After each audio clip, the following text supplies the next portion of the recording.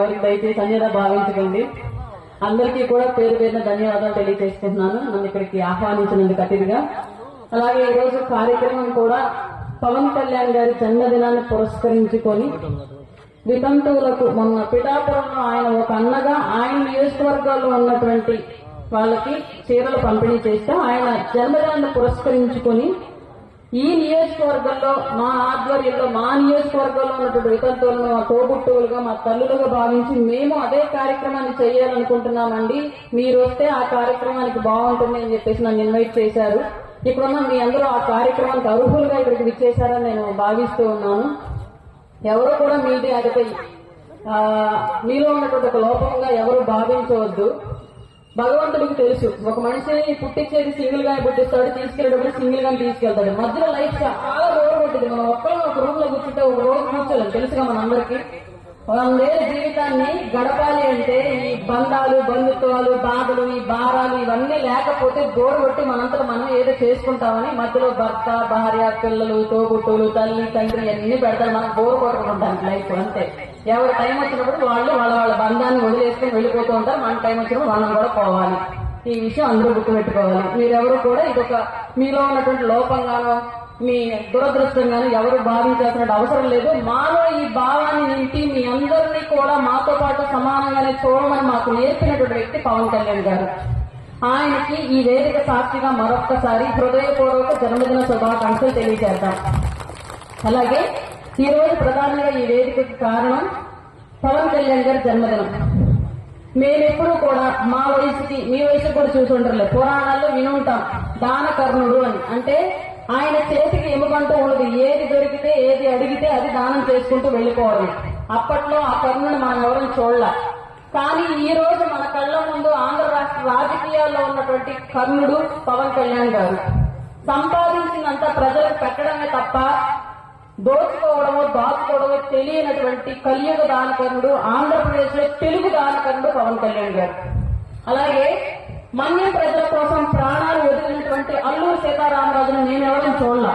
కానీ ఈ రోజు అదే మన్యం బిడ్డల కోసం నిరంతరము పంచాయతీరాజ్ శాఖ, అటవీ శాఖ, నీటిపారుదల శాఖ, గ్రామీణ నీటిపారుదల శాఖ లాంటి ఇట్లాంటివి ఎన్నో గ్రామాలకు అనుసంధానంగా ఉండేటువంటి శాఖలను తీసుకొని ఆ శాఖల ద్వారా అభివృద్ధిని సాధిస్తూ ఎక్కడో కొండల్లో తండాల్లో ఉండేటువంటి ఎస్సీ ఎస్టీ గిరిజన బిడ్డల కోసం రోడ్లేసి లైట్లేసి నీళ్లు వేసి హాస్పిటల్స్ కట్టి వాళ్ళ అభివృద్ధి కోసం నిరంతరం పాటుపడుతున్నటువంటి ఈ రోజు మేము చూస్తున్నటువంటి కలియుగ అల్లూరు సీతారామరాజు పవన్ కళ్యాణ్ గారు. అలాగే ఇప్పటి వరకు కూడా స్వతంత్ర పోరాటంలో భగత్ సింగ్ గురించి మీ అందరికీ ఎంతమంది తెలిసి ఉంటుందో నాకు తెలియదు. అంటే చదువుకున్న వాళ్ళు ఎంతమంది ఉన్నారు, ఫ్రీడమ్ ఫైటర్స్ గురించి తెలిసిన వాళ్ళు ఎంతమంది ఉన్నారు నాకు తెలియదు. కానీ భగత్ సింగ్ అనే ఆయన ఒక ఫ్రీడమ్ ఫైటర్. అప్పట్లో తెల్లవాళ్ళతో పోరాటం చేసేటప్పుడు ఇంటికి ఒక కుర్రవాడి రక్తాన్ని నాకు ఇవ్వండి, అక్కడ రక్తం మీన్స్ యుద్ధంలోకి వెళ్ళిన తర్వాత చచ్చిపోతారు, బ్రతికి ఇంటికి వెళ్తారో తెలియదు. ఆ రోజుల్లో బ్రిటిష్ వాళ్ళ చేతిలో చనిపోతారు, ఇంటికి వెళ్తారో తెలియదు.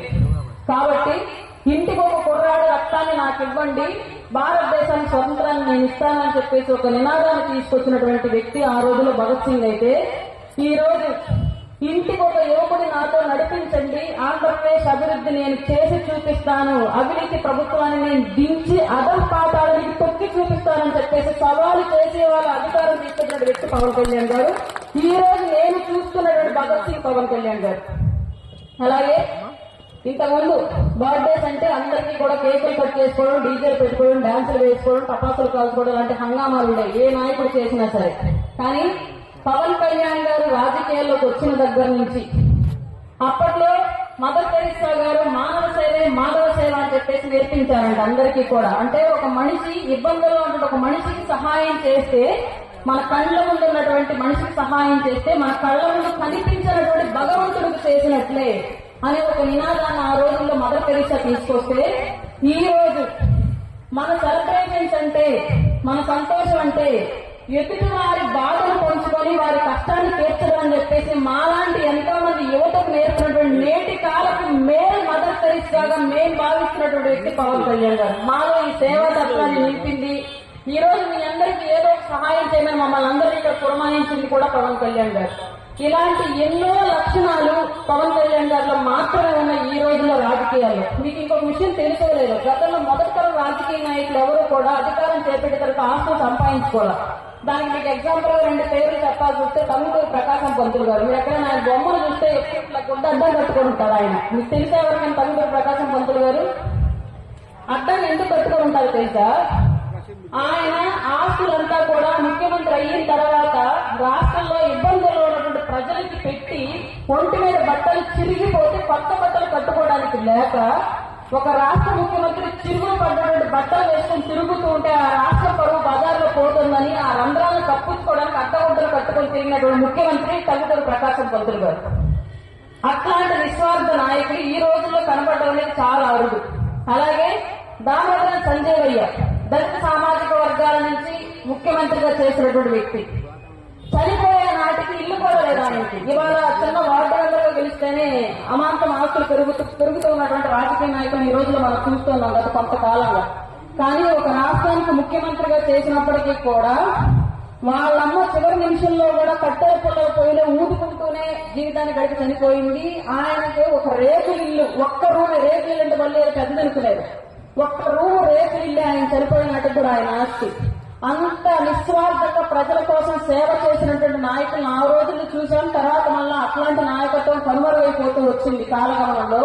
మరలా ఇవాళ అట్లాంటి నాయకత్వం ఈ రోజు రాష్ట్ర రాజకీయాల్లో చూస్తున్నామంటే అది పవన్ కళ్యాణ్ గారు మాత్రమే. ఈ మాటకి కూడా ఆయనకు ఆస్తుల సంపాదన మీద, అధికారం మీద ఎలాంటి వ్యామోహం లేదు. ప్రజలకు సేవ చేయాలి, నాకు అధికారం ఇచ్చినటువంటి ప్రజల కోసం నేను నిరంతరం పోరాడాలనేటువంటి ఒక మహోన్నత లక్ష్యంతో సుఖవంతమైన జీవితాన్ని వదులుకొని రాజకీయాల్లోకి వచ్చి ఎన్నో మాటలు, ఎన్నో అవమానాలు, ఎన్నో ఇబ్బందులు పడి ఈ రోజు రాష్ట్రానికి ఉన్నటువంటి ఇబ్బందులను తొలగించేటువంటి నాయకులుగా ఈ రోజు ఆయన ఆంధ్ర రాష్ట్ర రాజకీయాల్లో అవతరించినటువంటి ఆయన రాజకీయ గమనం మనందరికీ తెలుసు.